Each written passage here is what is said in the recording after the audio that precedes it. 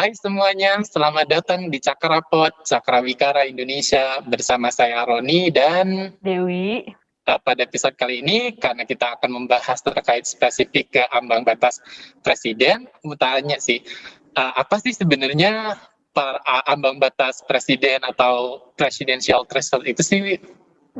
Jadi sebenarnya kalau misalnya berkaca dari penerapannya selama ini ya bisa didefinisikan sebagai syarat minimum yang harus dipenuhi partai, itu bisa dari perolehan suara nasional ataupun perolehan kursi di DPR untuk mencalonkan presiden. Nah, mungkin sebelum kita bahas lebih jauh lagi, perlu juga kita bahas kalau sebenarnya ini konsepnya juga sebenarnya agak rancu dan kurang tepat sih Kak. Karena sebenarnya kalau ngomongin ambang batas gitu ya, threshold itu, alurnya itu adalah ada kompetisi dulu, baru setelah itu ambang batas dijadikan acuan untuk menentukan hasilnya. Kayak misalnya, kalau misalnya electoral threshold atau yang kita kenal dengan parliamentary threshold itu, partai peserta pemilu berkontestasi dulu di pemilu legislatif, baru setelah itu keluar hasilnya, dilihat nih dia memenuhi nggak ambang batas parlemen tadi. Kalau misalnya memenuhi berarti dia masuk ke parlemen, kalau enggak ya berarti dia tersisih gitu. Kayak misalnya kemarin yang tersisih itu kayak PSI, Partai Garuda dan sebagainya.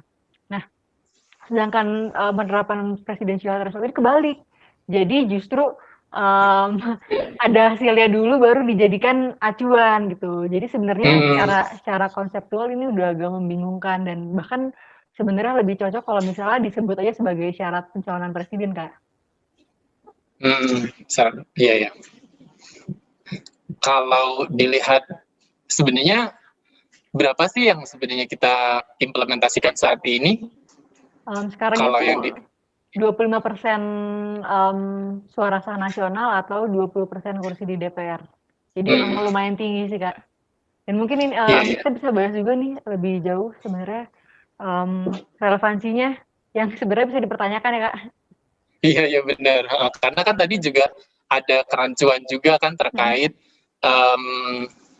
maksudnya konsepnya juga terkait presidensial threshold ini atau ambang batas presiden ini yang sebenarnya lebih cocok disebutnya sebagai syarat pencalonan. Nah iya benar, kalau dilihat juga dari relevansinya itu ya akhirnya juga tambah rancu juga ya kalau diimplementasikan gitu kan, karena pemilihan di Indonesia itu kan ada pemilihan yang eksekutif sama yang legislatif gitu loh. Terus dan itu adalah sesuatu yang sebenarnya beda dan sama-sama dipilih oleh rakyat gitu loh. Harusnya dalam pemilihan satu dan yang lainnya tidak saling mempengaruhi karena memang mereka juga berhak untuk berkontestasi di situ gitu loh, bisa mencalonkan sebagai legislatif khususnya bagi partai ya, bisa mencalonkan calonnya di pemilihan presiden. Padahal ya kalau nanti membentuk sebuah pemerintahan ya memang penting untuk kemudian ada mendorong balance of power, check and balance, mekanisme check and balance itu sangat diperlukan sekali dalam pemerintahan kita. Tapi catatannya bukan di proses pencalonan itu loh. Kalau menurut Dewi gimana? Ini juga tidak relevansinya kalau dilihat lebih jauh lagi. Iya, aku setuju sih Kak, karena kan sebenarnya kita dalam sistem yang kita terapkan itu kan dipisahkan ya, pemisahan legislatif dan eksekutif itu jelas gitu. Jadi emang kalau misalnya memengaruhi dalam pencalonan agak bingung juga sih, karena beda kasusnya kalau misalnya di sistem yang parlementer ya. Jadi aku setuju banget. Nah, terus ini juga sih Kak, sebenarnya kalau misalnya ngomongin pencalonan oleh parpol ya, presidential threshold ini agak bisa dipertanyakan relevansinya karena sebenarnya filter yang dilalui partai untuk ikut berkontestasi itu sebenarnya udah berat banget, ya kan? Pertama harus memenuhi syarat pendirian parpol, yang itu sebenarnya udah berat banget karena partai untuk diakui itu harus punya kepengurusan di setiap provinsi dengan 75% kabupaten kota di dalamnya dan 50% kecamatan di dalamnya. Itu aja udah berat banget kan Kak. Terus kemudian ketika mau jadi partai peserta pemilu, ada lagi nih filternya, verifikasi harus jadi partai peserta pemilu. Jadi sebenarnya dengan syarat-syarat yang udah berat tadi, seharusnya ketika masuk ke kontestasi pemilihan presiden ya harusnya partai udah eligible aja gitu untuk mencalonkan calonnya Iya, sendiri-sendiri gitu. Jadi ini kalau misalnya ada presidensial threshold, jadinya ada tiga saringan yang berat banget buat partai gitu Kak. iya.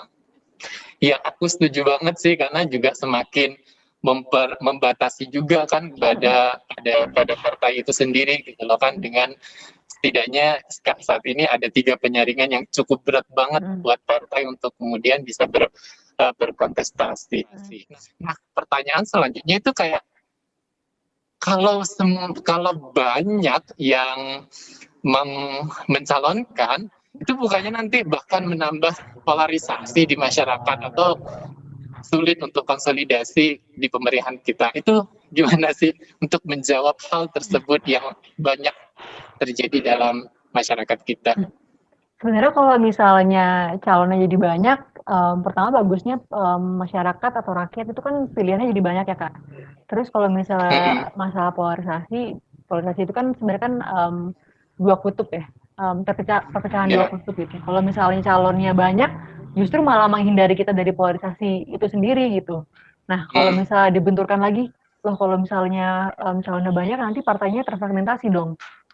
Ya mungkin pas di awal terfragmentasi, tapi kan pemilu kita memungkinkan untuk menyelenggarakan 2 putaran. Jadi kalau misalnya pun hmm, calonnya ada 5, ada 10, pada akhirnya ketika 2 putaran kan akan tersaring dan hmm. kekuatan partai tadi akan kembali terkonsolidasi gitu. Ya, ya Hmm, meskipun nanti juga banyak, tetapi apa ya? Tetapi ruang partisipasinya terbuka lebar hmm, untuk kemudian partai politik ini juga bisa mencalonkan calon presidennya, hmm, bahkan juga calon-calon yang dikehendaki oleh masyarakat. Wah, menarik sekali ya hmm. pembahasan terkait uh, presidensial threshold ini. Tapi mungkin kita cukupkan aja lah Ah, uh, sampai di sini dulu. Terima kasih semuanya. Sampai jumpa. sampai jumpa.